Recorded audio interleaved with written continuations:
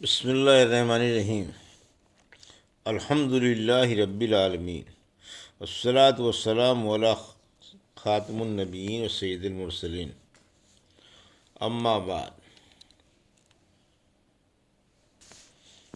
صحیح بخاری، باب کتاب الغسل، حدیث نمبر 277، اردو ترجمہ۔ اس شخص کے متعلق جس نے اپنے سر کے داہنے حصے سے غسل کیا۔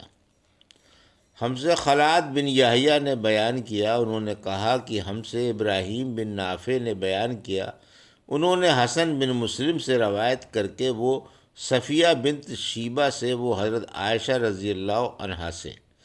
آپ نے فرمایا کہ ہم ازواج مطہرات میں سے کسی کو اگر جنابت لاحق ہوتی تو وہ ہاتھوں میں پانی لے کر سر پر 3 مرتبہ ڈالتیں، پھر ہاتھ میں پانی لے کر سر کے داہنے حصے کا غسل کرتیں اور دوسرے ہاتھ سے بائیں حصے کا غسل کرتیں۔ حدیث نمبر 278، اردو ترجمہ۔ اس شخص کے بارے میں جس نے تنہائی میں ننگے ہو کر غسل کیا اور جس نے کپڑا باندھ کر غسل کیا،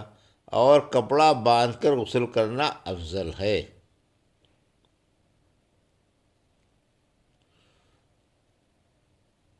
بہر بن حکیم نے اپنے والد سے، انہوں نے بحث کے دادا معاویہ بن حیدہ سے، وہ نبی کریم صلی اللہ علیہ وسلم سے روایت کرتے ہیں کہ آپ صلی اللہ علیہ وسلم نے فرمایا، اللہ لوگوں کے مقابلے میں زیادہ مستحق ہے کہ اس سے شرم کی جائے۔ ہم سے اسحاق بن نصر نے بیان کیا، انہوں نے کہا ہم سے عبد الرزاق نے بیان کیا، انہوں نے معمر سے، انہوں نے حمام بن منبع سے، انہوں نے حضرت ابو ہریرہ رضی اللہ عنہ سے، انہوں نے النبی کریم صلی اللہ علیہ وسلم سے کہ آپ نے فرمایا، بنی اسرائیل ننگے ہو کر اس طرح نہاتے تھے کہ ایک شخص دوسرے کو دیکھتا، لیکن حضرت موسیٰ علیہ السلام تنہا پردے سے غسل فرماتے۔ اس پر انہوں نے کہا، بخدا موسیٰ کو ہمارے ساتھ غسل کرنے میں صرف یہ چیز مانع ہے کہ آپ کے خصیے بڑھے ہوئے ہیں۔ ایک مرتبہ موسیٰ علیہ السلام غسل کرنے لگے اور آپ نے کپڑوں کو ایک پتھر پر رکھ دیا، اتنے میں پتھر کپڑوں کو لے بھاگا اور موسیٰ علیہ السلام بھی اس کے پیچھے بڑی تیزی سے دوڑے۔ آپ کہتے جاتے تھے، اے پتھر میرا ایک کپڑا دے دے، اے پتھر میرا کپڑا دے۔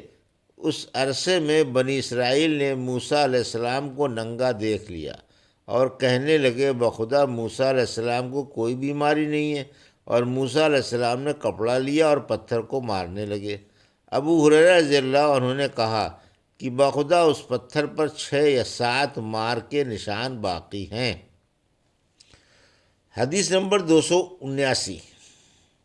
اور اسی سند کے ساتھ ابو ہریرہ رضی اللہ عنہ سے روایت ہے کہ وہ نبی کریم صلی اللہ علیہ وسلم سے روایت کرتے ہیں کہ آپ نے فرمایا کہ ایک بار ایوب علیہ السلام ننگے غسل فرما رہے تھے کہ سونے کی ٹڈیاں آپ پر گرنے لگیں۔ حضرت ایوب علیہ السلام اپنے کپڑے میں سمیٹنے لگے، اتنے میں ان کے رب نے انہیں پکارا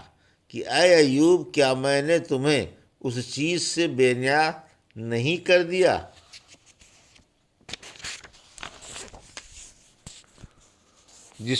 جسے تم دیکھ رہے ہو؟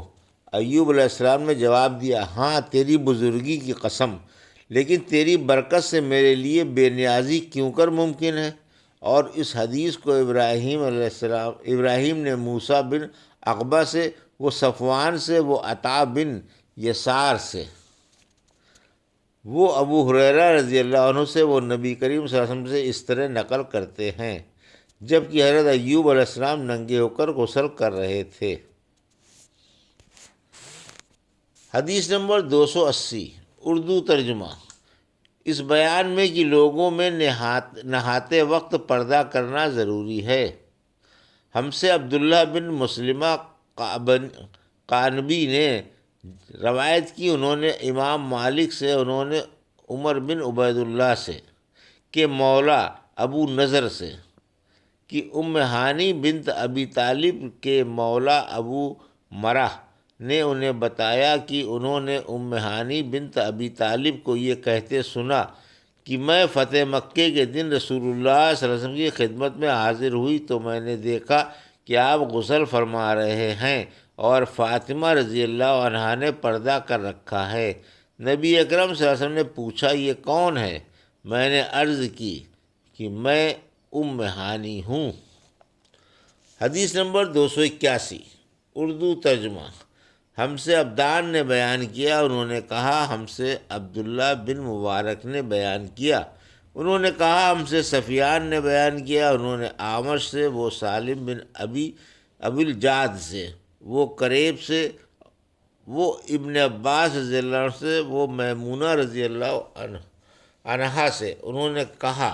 کہ جب نبی کریم صلی اللہ علیہ وسلم غسل جنابت فرما رہے تھے میں نے آپ کا پردہ کیا تھا تو آپ نے پہلے اپنے ہاتھ دھوئے، پھر دائنے ہاتھ سے بائیں پر پانی بہایا اور شرمگاہ دھوئی اور جو کچھ اس میں لگ گیا تھا اسے دھویا، پھر ہاتھ کو زمین یا دیوار پر رگڑ کر دھویا، پھر نماز کی طرح وضو کیا، پاؤں کے علاوہ پھر پانی اپنے سارے بدن پر بہایا اور اس جگہ سے ہٹ کر دونوں قدموں کو دھویا۔ اس حدیث میں ابو عوانہ اور محمد بن فضیل نے بھی پردے کا ذکر کیا ہے۔ حدیث نمبر 282 اردو ترجمہ۔ اس بیان میں کہ جب عورت کو احتلام ہو تو اس پر بھی غسل واجب ہے۔ ہم سے عبداللہ بن یوسف نے بیان کیا، انہوں نے کہا ہم سے امام مالک نے بیان کیا، انہوں نے حشام بن عروہ کے واسطے سے، انہوں نے اپنے والد عروہ بن زبیر سے، وہ زینب بنت ابی سلمہ سے، انہوں نے ام المومنین ام سلمہ رضی اللہ عنہا سے، آپ نے فرمایا کہ ام سلیم ابو طلحہ رضی اللہ عنہ کی عورت رسول کریم صلی اللہ علیہ وسلم کی خدمت میں حاضر ہوئیں اور کہا کہ اللہ تعالیٰ حق سے حیا نہیں کرتا، کیا عورت پر بھی جب کہ اسے احتلام ہو غسل واجب ہو جاتا ہے؟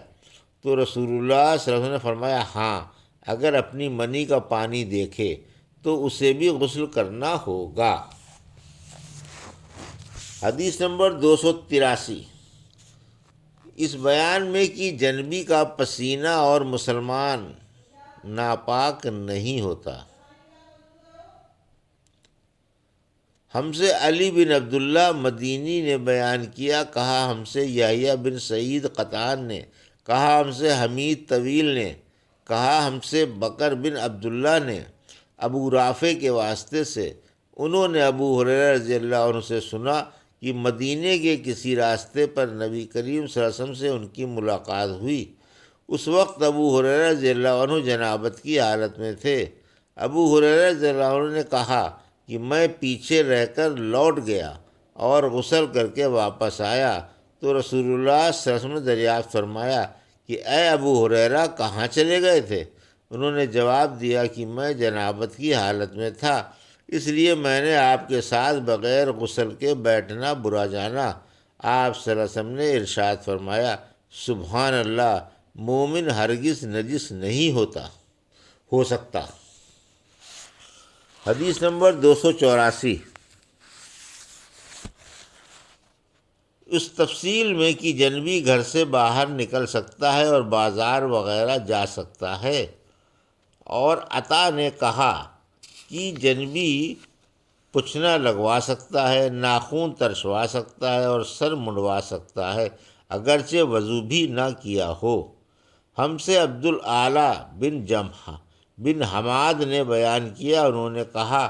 ہم سے یزید بن زریع نے بیان کیا، انہوں نے کہا ہم سے سعید بن ابی عروبہ نے بیان کیا، انہوں نے قتادہ سے کہ انس بن مالک رضی اللہ عنہ نے ان سے بیان کیا کہ نبی کریم صلی اللہ علیہ وسلم اپنی تمام ازواج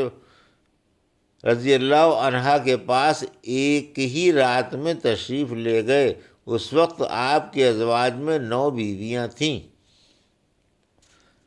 حدیث نمبر 285 اردو ترجمہ، ہم سے عیاش نے بیان کیا، انہوں نے کہا ہم سے عبدالعالیٰ نے بیان کیا، انہوں نے کہا ہم سے حمید نے بکر کے واسطے سے بیان کیا، انہوں نے ابو رافع سے، وہ ابو ہریرہ رضی اللہ عنہ سے کہا کہ میری ملاقات رسول اللہ صلی اللہ علیہ وسلم سے ہوئی، اس وقت میں جنبی تھا، آپ نے میرا ہاتھ پکڑ لیا اور میں آپ کے ساتھ چلنے لگا، آخر ایک جگہ بیٹھ گئے اور میں آہستہ سے اپنے گھر آیا اور غسل کر کے حاضر خدمت ہوا، آپ ابھی بیٹھے ہوئے تھے، آپ صلی اللہ علیہ وسلم نے دریافت فرمایا اے ابو ہریرہ کہاں چلے گئے تھے؟ میں نے واقعہ بیان کیا تو آپ نے فرمایا سبحان اللہ،